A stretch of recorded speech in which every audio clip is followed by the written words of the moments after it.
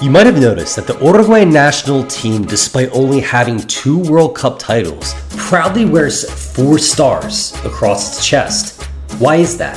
Well, I'll reveal the answer to this question later in this episode, but I'll let you know now, it's extremely telling of the amazing football heritage that is Uruguay. So with that, let's begin. Now, in order to get a real taste of Uruguay's football heritage, I decided last summer to travel from New York City to Buenos Aires and then take a ferry to Montevideo, Uruguay.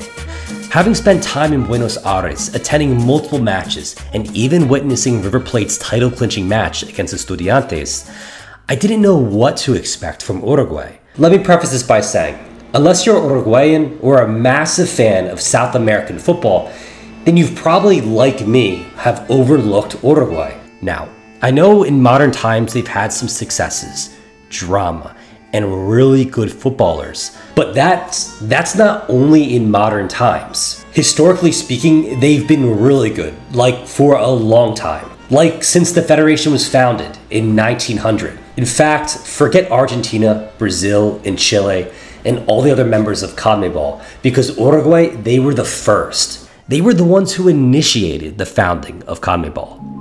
To learn more, I decided, while in country, to travel to the famous Estadio Centenario. Yes, the same stadium that was built for the inaugural World Cup in 1930. Almost 100 years later, this stadium still serves as La Celeste's ground and the home of El Museo de Football. So let's head inside where we'll be joined by my good friend from Home Fans, Lieber. Lieber will join us to check out the museum, see some familiar faces, and go pitchside at the world-famous Estadio Centenario. Hello, how are you? I'm Lieber. I'm the host in Montevideo for Home Fans, and I'm glad to have you guys in here. We're gonna see the stadium, we're gonna see the court, we're gonna see the museum of the stadium that has a lot of history.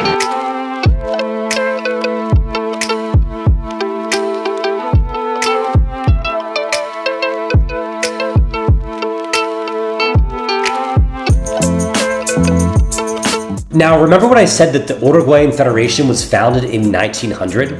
Well, inside the museum, they have the original doors to the Federation's headquarters. Not only the original doors, but the chairs and desks that date back to 1916, when CONMEBOL was founded in Montevideo, Uruguay. The furniture on display is where the directors of Uruguay, Argentina, Brazil, and Chile sat when ratifying CONMEBOL's creation.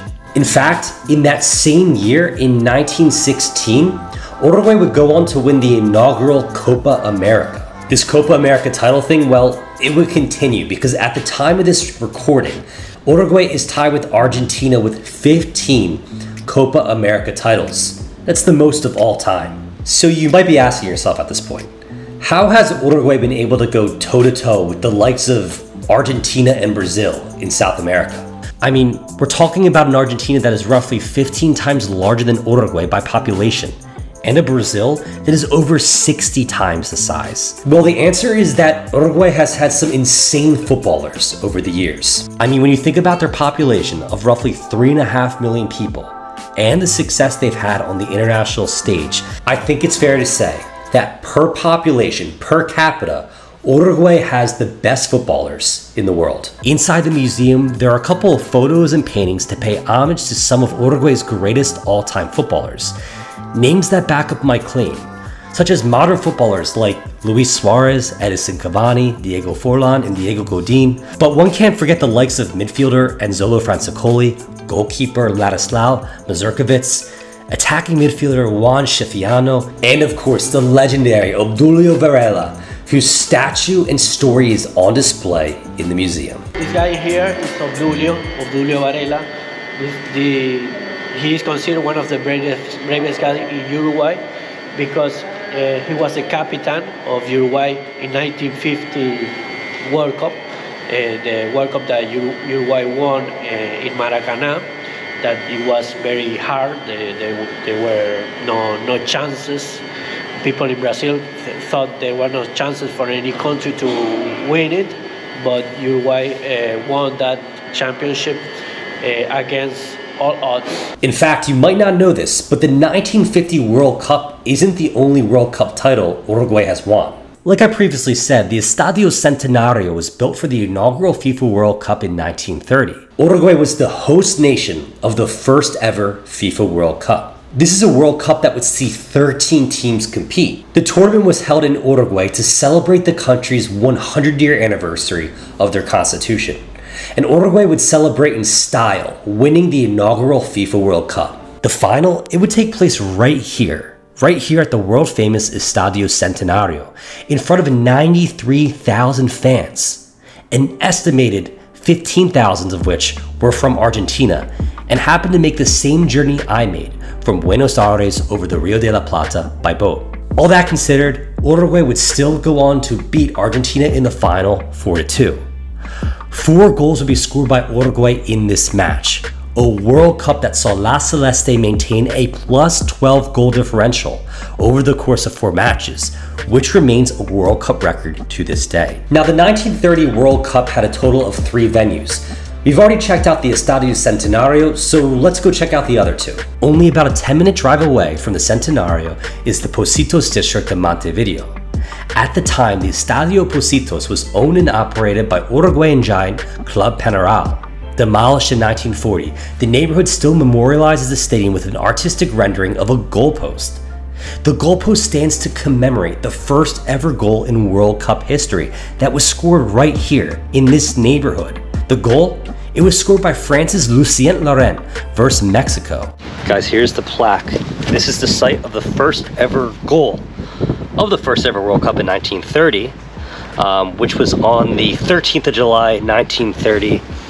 Here it is. Donde duermen las arañas. Original goalpost all here in Montevideo for the first ever World Cup, which is now just kind of a quiet neighborhood. This match was one of 2 games to open up the inaugural FIFA World Cup. The other match going on simultaneously was held at Parque Central, the home of Club Nacional de Football.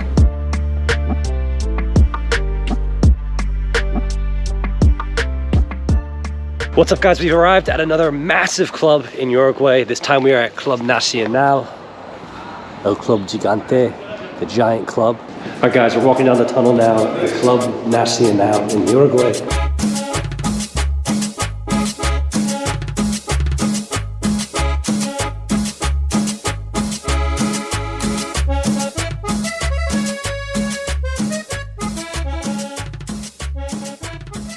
Belgium United States was the first game of the history of the World Cup. It was played here, July 13, 3 o'clock, 3 p.m.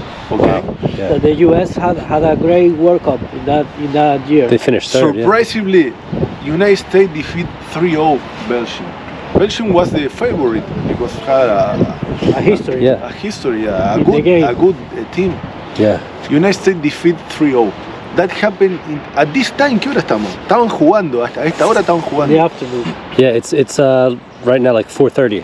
A esta misma hora estaban jugando acá. Primer partido de la historia de la Copa del Mundo, bueno, Estados Unidos y Bélgica. Wow. Estados Unidos le ganó 3-0. Now, remember at the beginning of the video when I said that Uruguay has 4 stars across their crest?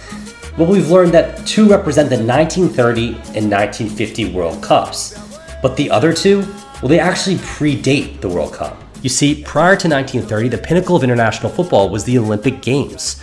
Uruguay would not only win gold at the 1928 Games in Amsterdam, but they would also win 4 years prior in France at the 1924 Olympics. What's almost even more fascinating is that in 1924, Uruguay almost missed the Olympics due to financial issues. En 1923, the president of the Uruguayan Association Football League was Attilio Narancio. Attilio Narancio was one of the founders of the club in 1899, with 15 years old. In 1923, he was older and he became the president of all the association.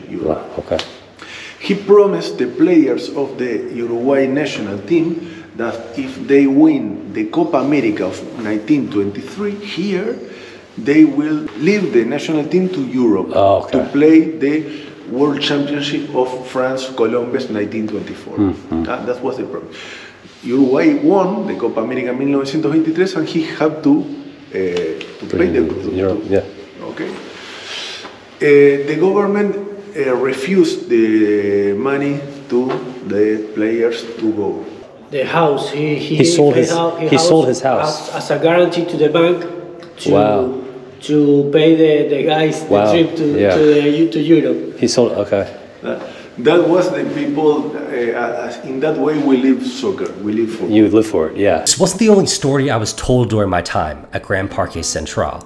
In fact, one thing that makes Uruguayan football so amazing are the tales passed down from generation to generation. Here in 1920, the duels here in South America, in Uruguay, were allowed. 1920, the president of the country, José Valle Ordóñez, and the main oppositor, main political oppositor of him, se retaron a duelo. They had a duel. They had a duel. Yeah. They say where we made the duel. Both they were hinchas de Nacional, and they say National fans. National fans. Vamos a hacerlo en el Parque Central, and they came here. Wow. The duel was made here. Con pistolas? Con pistolas, with guns. Sí. The president shot and killed the other.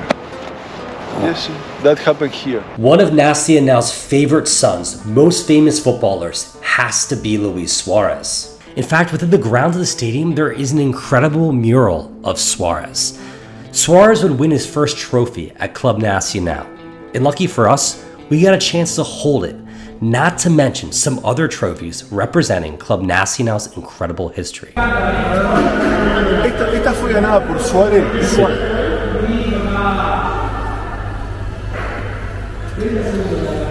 Won by Suarez. Won by Suarez. Yeah. In the first era, when he was 19 years old. Oh wow. Copa Mastercard against Flamengo de Brasil. Un campeón. Sí, fue a Copa Mastercard. Tournament. La primera El disputado de pretemporada, 11 de febrero de 2006 en el Gran Parque Central, Nacional derrotó a Flamengo de Brasil 4-3 con 2 goles de Juan Ángel Alín, uno de Luis Suárez, hizo un gol ese día. Ganó la Copa. Wow. The first trophy that Luis Suarez ever won.